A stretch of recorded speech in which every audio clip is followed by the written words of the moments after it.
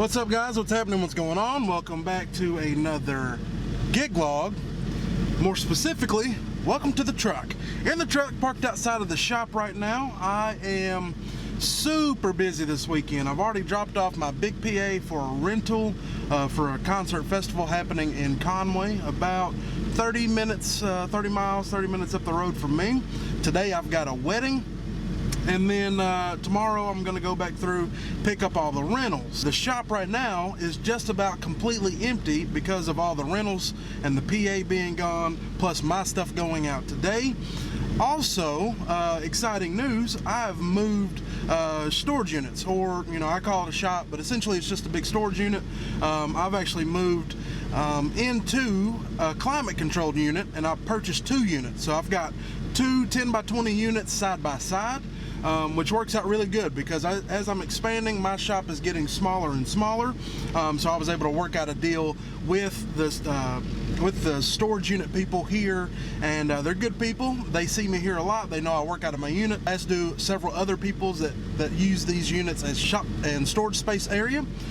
So this will be the last time you see the inside of the shop that I'm currently in, and I will be transitioning over the next week or so into the new shop. Today we are at Bellaterra Estate. It's right up the road from the shop, right here in Cabot. Jennifer and Carter, the owners, they're great people. I've actually done some work for Carter, putting some audio inside of his nice big ski boat.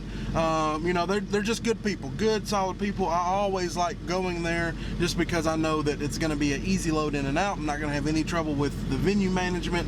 And generally, I throw some pretty good parties there too. So I'm going to stop rambling and get the trailer loaded, and then head out to the venue for setup. Very beautiful venue. They were supposed to have the ceremony outdoors with the reception indoors, but because of the rain, we have had to push everything inside. But it's still a nice big area, 2 floors, upstairs and downstairs. They've got me in a little corner underneath the staircase, but that's all good. So to the shop, to the venue. Alright, so as you can definitely see, as my camera brightens up, just about totally empty in here. Normally there's a stack of moving heads, uplights here, big PA over here. This is the PA that I'm taking today. I'll just go ahead and show you now. EKX 15s, EKX 18s powered, DJ controller on top, and I've got my mixer and things around here somewhere. All this workshop stuff that I use to paint stuff and solder and put stuff together, all that's gone. Still got a couple totems, tailgate I need to put on my truck. And that's pretty much it in here. It's going to be really nice being able to kind of spread my wings a little bit in here once you get everything in here during the week. It's kind of cramped. It kind of makes it hard to do things such as, just work on stuff because I don't have a lot of room. Now, essentially, I've got a 20 by 40 storage unit shop, and it's going to be a lot better, a whole lot better. So I can't wait to start moving into there. I should have everything in there set up by next week. I was going to try to do my shop tour this week, but because I knew I was going to be transitioning into a new shop, I figured I'd just hold off on that, give you guys a good gig log, and then show you the shop tour next week. So don't fret, the shop tour is coming. I promise you I'm going to go through all my stuff, show you everything that I got, and you can just kind of get a better idea of what I'm trying to do.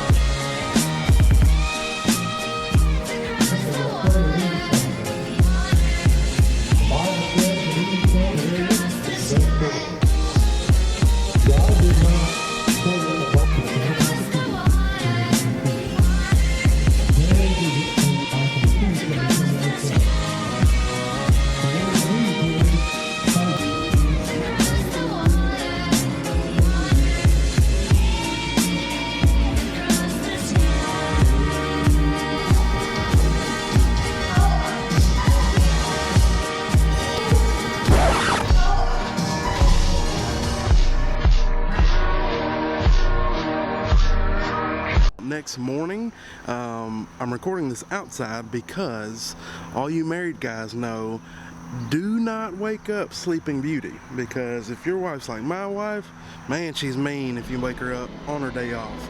But anyway, man, that gig was such a disappointment. You know, the venue, I love going there. It's 6 miles away from my shop and like 5 miles from my house. I absolutely love going there because generally I'm in and out pretty fast. They let me go up, set everything up early at like 10 o'clock. I can come back, take a nap, gather everything I need to do. Even, you know, sometimes I'm double booked. I have time to go out and set up some other stuff and then come back and do a wedding. Love the venue. But the wedding itself, I knew something was up when I saw people walking in and the median age was like 45. So most everybody in there was 55 to 60. There were maybe 5 or 6 couples that were under 25. And if you know, like I know, that usually means there's gonna be no dancing. Coupled with the fact that there was no alcohol. So you've got older crowd, no liquor. It was a terrible time, a terrible time. Wedding started at 5:30. Everything was over by 7. Over, done at 7. An hour and a half. Now, when I first started, that would have been a total win in my book because I wasn't thinking 2 steps ahead like I'm thinking now. You know, being out of there in an hour and a half, that's all fine and dandy, but at the end of the day, they still paid a good chunk of money to have me there for 4 hours was our scheduled time. And any time that an event ends drastically earlier than it's supposed to, I always feel like the client doesn't really think that they got the true value out of what they paid. Now, at the end of the day, the bride and groom said they loved it, the parents said they loved it, everybody said I did a great job, but if you let them sit there and fester on that, their opinion might change, and they're always going to tell you something to your face and maybe think something different just because they don't want to be mean. So what do you do after an event goes downhill or doesn't go as expected? As soon as you get home, and I mean just as soon as you get home, I don't care how early or late it is, you need to send that client an email and just ask them, be honest, how do you think we did at your event? You know, would you please just write out a couple of words? You know, your feedback is greatly appreciated. Thank you for your time. And that's where you leave it. What you don't want to do is have them go on to your Facebook page or your Wedding Wire page if you've got that, or the Knot or Google, because that social presence is huge. One bad review can really start sinking a ship pretty fast.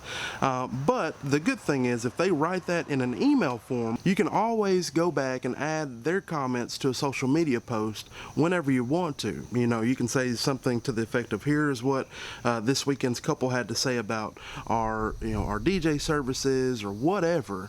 But if they don't feel like they got their value, they're going to tell you about it. And you don't want that bad review to reflect on your business, especially if it's something that you have no control over, essentially. Now, I know some of you guys may disagree, and you may say, well, John, it's your job to get people up and dancing and moving, and you know, that's your job. You're an entertainer. Entertain. Sometimes there's really nothing you can do. That isn't to say that you shouldn't try. Now, I tried. I played all of the good, you know, all of the traditional wedding bangers. I mean, all of them. Nobody was dancing, and that's just a part of it. It's July, it's hot, you know, there was old people there, there was no liquor, you know, the cards are stacked up against me from the get-go. What I don't want to do is try to keep on getting people out on the dance floor, almost like a cattle corral, because at the end of the day, that makes you look like you're trying too hard and you're cheesy, and that's definitely not something that I want to come across as a DJ. That can ruin a reputation as well, being the cheesy guy. You don't want to be that guy. So, you know, I'm sorry that this wasn't just a complete awesome gig log, but I hope you can get a few tips out of what I had to say about collecting a review after things don't go as planned. Coming up this week, we've got a production gig log that I'm going to try to film for 4th of July. A local town here in Arkansas has hired us to handle their, you know, sound and lighting. It's pretty small, but it's a lot better than that Beats and Eats festival that we did the other day. A little bit more involved, so you'll get to come behind the scenes for that. Coming up later this month, we're going on the road with Mark Malone, owner of Solid Rock Audio, big production company here in the state of Arkansas. Great guys, always love working with them. I don't know the specific details of what we're going to be doing and where we're going to be going yet, but you better believe I'm going to bring my camera and try to capture as much of the action as possible. Guys, leave me a few comments down below in the comment section. Let me know, how do you handle gigs that don't necessarily go your way? You know, if it ends really early, or if, you know, it's just not flowing like you're trying to, or if you're playing banger after banger and nobody's responding. How do you handle that situation, either on the event or later when asking the client about how you did? Just let us know. Maybe we can all learn something from it. So until next time, DJ Woopig, may the odds be ever in your favor. We'll see you.